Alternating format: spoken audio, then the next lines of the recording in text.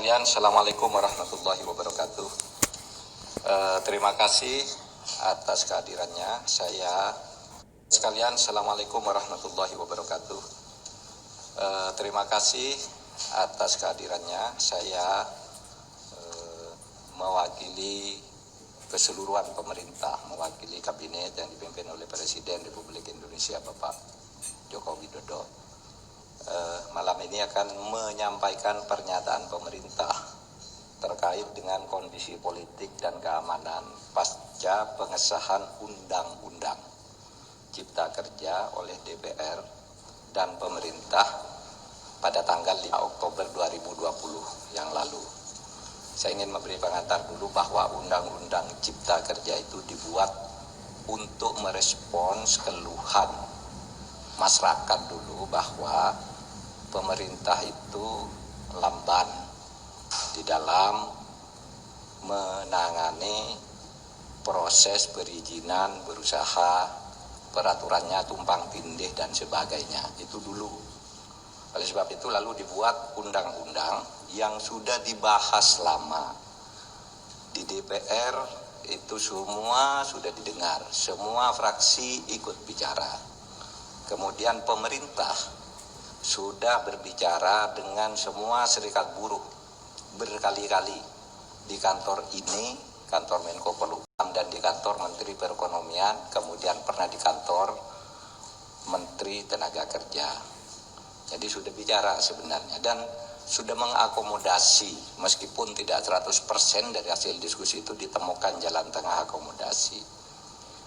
Sehingga tepatnya tidak ada satu pemerintah pun dimanapun di dunia ini yang mau menyengsarakan rakyatnya dengan membuat undang-undang yang sengaja untuk itu. Yang kedua, isinya. Isi dari Undang-Undang Ciptaker ini pertama untuk mempermudah perizinan bagi usaha sehingga tidak birokratis dan tidak tumpang tindih, mempermudah perizinan siapapun yang mau berusaha dalam negeri maupun luar negeri. Yang kedua, menyediakan peluang untuk menampung tenaga kerja yang jumlahnya setiap tahun itu 3,5 juta. Angkatan kerja kita setiap tahun itu 3,5 juta. Dengan 82% tingkat pendidikannya di bawah SMP, sehingga tidak adaptif sebenarnya, belum siap untuk bekerja di bawah IT, ya. Mereka ini pekerja-pekerja yang hanya ijazahnya SMP, SMK ke bawah. Jadi tidak bisa bekerja di padat modal, dia di padat karya yang sebagian besar. Jadi ini yang penting, undang-undang ini bukan hanya untuk buruh yang sekarang banyak berdemo. Ini justru lebih untuk mereka yang belum bisa menjadi buruh, untuk angkatan kerja yang akan datang makin banyak. Sedangkan hak-hak buruhnya sendiri berdasar undang-undang lama secara umum sama sekali tidak diganggu. Kemudian tentu untuk memberantas korupsi di birokrasi melalui pengurusan yang bertele-tele. Sekarang disederhanakan agar tidak ada korupsi, tidak ada pungli dan sebagainya. Yang sekarang ramai karena banyak hoax. Misalnya di undang-undang ini tidak ada pesangon bagi orang yang PHK. Itu tidak benar. Pesangon justru ada. Dibilang tidak ada cuti, tidak cuti haid, cuti hamil dan sebagainya. Di sini ada di undang-undang ini. Dibilang mempermudah PHK, itu tidak benar juga. Karena justru sekarang PHK itu harus dibayar kalau belum putus di pengadilan. Oleh sebab itu di undang-undang ini ada jaminan kehilangan pekerjaan. Ini dibilang tidak ada, hoax yang banyak. Bahkan ada yang mengatakan pendidikan dikomersilkan. Ketahuilah bahwa 4 undang-undang pendidikan, 4 undang-undang di bidang pendidikan sudah dicabut dari undang-undang ini karena aspirasi. Sesudah diskusi-diskusi, tolong Pak keluarkan tuh undang-undang. sudah kita keluarkan. Nggak ada di situ ngatur soal dunia pendidikan. Apalagi mengkomersilkan. Di situ dunia pendidikan hanya diatur di dalam pasal 65 yang justru mempermudah bahwa pendidikan itu adalah lembaga nirlaba, bukan lembaga usaha, bukan lembaga komersil. Ini ditegaskan justru di undang-undang ini, malah dibalik di dalam berita-berita yang hoax itu. Oleh sebab itu, melihat perkembangan situasi itu, pemerintah mengajak mari kita semuanya menjaga Kamtibmas, keamanan dan ketertiban masyarakat. Semua harus kembali ke posisi tugas menjaga negara masing-masing.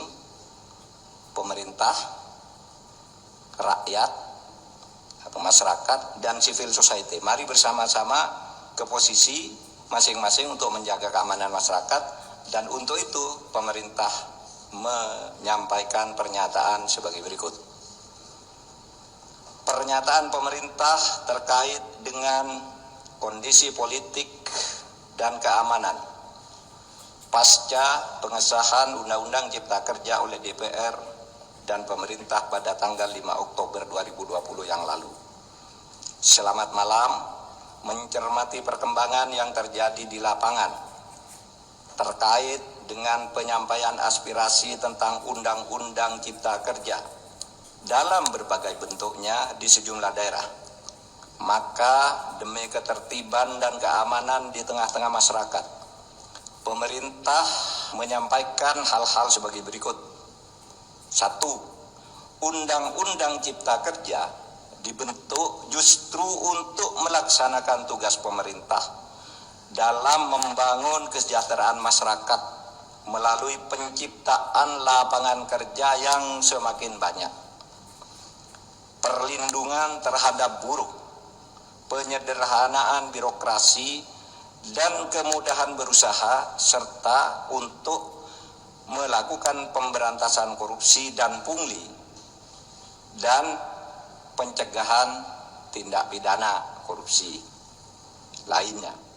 Yang kedua, pemerintah menghormati kebebasan berpendapat dan menyampaikan aspirasi terkait dengan Undang-Undang Cipta Kerja, sepanjang semua itu dilakukan dengan damai, menghormati hak-hak warga yang lain, dan tidak mengganggu ketertiban umum. Yang ketiga, pemerintah menyayangkan adanya aksi-aksi anarkis yang dilakukan oleh massa di tempat-tempat tertentu dengan merusak fasilitas umum, membakar, melukai petugas, dan juga menjarah. Tindakan itu jelas merupakan tindakan kriminal yang tidak dapat ditolerir dan harus dihentikan. 4. Tindakan merusak bangunan fasilitas umum dan serangan secara fisik terhadap aparat dan warga masyarakat merupakan tindakan yang tidak sensitif atas kondisi yang dialami oleh rakyat yang sedang berjuang melawan pandemi COVID-19 dan juga kondisi ekonomi yang sedang sulit. 5. Untuk itu, demi ketertiban dan keamanan, maka pemerintah akan bersikap tegas atas aksi-aksi anarkis yang justru bertujuan untuk menciptakan kondisi rusuh dan ketakutan di dalam masyarakat. 6. Selain berdemonstrasi dengan tertib dan tidak melanggar hukum, ketidakpuasan atas undang-undang tersebut bisa ditempuh dengan cara yang sesuai dengan konstitusi, yaitu dengan menyalurkannya dalam proses pembuatan peraturan pemerintah, perpres, permen, perkada sebagai delegasi perundang-undangan. Bahkan bisa diajukan melalui mekanisme judicial review atau uji materi maupun uji formal ke Mahkamah Konstitusi. 7. Sekali lagi, pemerintah akan bersikap tegas dan melakukan proses hukum terhadap semua pelaku dan aktor yang menunggangi atas aksi-aksi anarkis yang sudah berbentuk tindakan kriminal. Saya ulangi, 7. Sekali lagi, pemerintah akan bersikap tegas dan melakukan proses hukum terhadap semua pelaku dan aktor yang menunggangi atas aksi-aksi anarkis yang sudah berbentuk tindakan kriminal.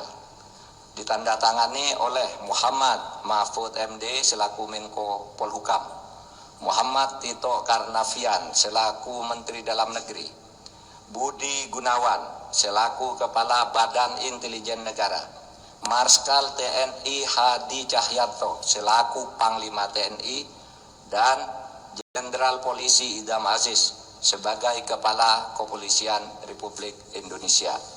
Demikian, terima kasih. Assalamualaikum warahmatullahi wabarakatuh.